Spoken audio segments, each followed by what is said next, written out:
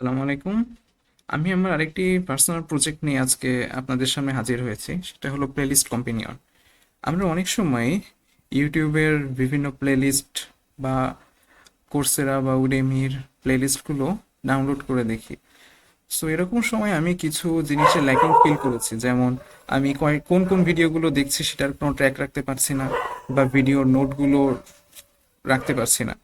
যে আমি কোনো একটা ভিডিওর কোনো একটা পার্ট বুঝি নাই, বা এই ভিডিওতে আমি কোনো একটা ভালো জিনিস দেখেছি, এরকম নোট রাখতে পারি নাই। সো এরকম প্রয়োজনীয়তা থেকে আমি এই সফটওয়্যারটায় কাজ করা শুরু করি। এখন আমি সফটওয়্যারটা ডাউনলোড করছি।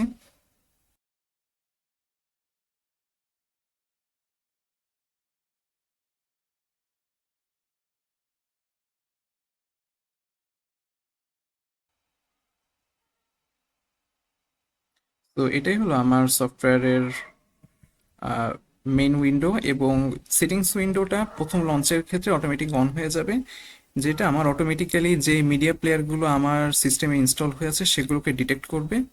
যেমন আমার ভিএলসি মিডিয়ার একটা মিডিয়া প্লেয়ারে ডিটেক্ট করেছে, এবং এটা হচ্ছে ডিফল্ট মিডিয়া প্লেয়ার হিসেবে সিলেক্ট হয়ে আছে। সো আমি সিম্পলি হচ্ছে এক্সিট ক্লিক করলাম। ক্লিক করে আমি এইখান থেকে একটা নতুন প্লেলিস্ট অ্যাড করব। যেমন আমার এই ফোল্ডারের ভিতর কিছু ভিডিওগুলো আছে, সো আমি এটার নামও এখান থেকে এডিট করতে পারি। সো আমি সেভে ক্লিক করলাম। ক্লিক করলে আমার এইখানে এই ভিডিওগুলো অ্যাড হয়ে গেল। আমি চাইলে আরো অ্যাড করতে পারি।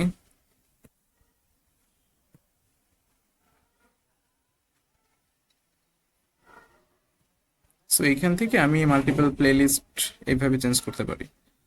সো এইবার আমি যদি একটা ভিডিওতে ক্লিক করি, আমার সেই ভিডিও টাইটেল এবং থাম্বনেইলটা এখানে শো করবে।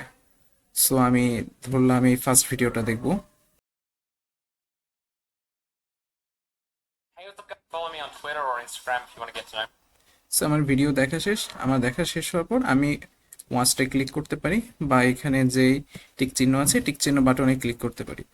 সো এরপর একই সাথে হয়তো দেখা যাচ্ছে যে আমার নিচে একটা হচ্ছে প্রোগ্রেস বাটন, প্রোগ্রেস বার শো করছে, যে আমি কয়টা ভিডিও কমপ্লিট করেছি, আমার কতটুকু প্রোগ্রেস হয়েছে টোটাল প্লে লিস্টের। এবং আমি কোনো ভিডিও চাইলে চেকও করে দিতে পারি যে আমি এটা দেখি নাই।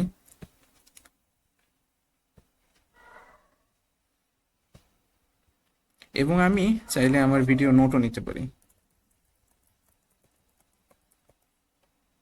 এখন আমি যদি প্লেলিস্ট চেঞ্জও করি, তাহলেও দেখবো আমার প্রিভিয়াস প্লেলিস্টের সব ডাটাগুলো সেগুলো সব সেভ হয়ে আছে। যেমন আমি এই ভিডিওতে একটা নোট নিয়েছিলাম, এবং আমি যদি চাই যে আমি আমার সেটিং ব্যাকআপ করে রাখবো, এই ডাটাবেসগুলো ব্যাকআপ করে রাখবো, সো আমি সেটিংয়ে যে জাস্ট ক্রিয়েট ব্যাকআপে ক্লিক করব, অটোমেটিক একটা ব্যাকআপ ক্রিয়েট হয়ে যাবে।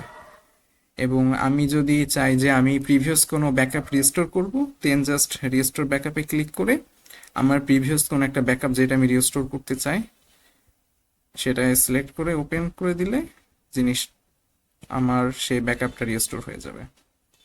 It's as simple as that. ধন্যবাদ সবাইকে।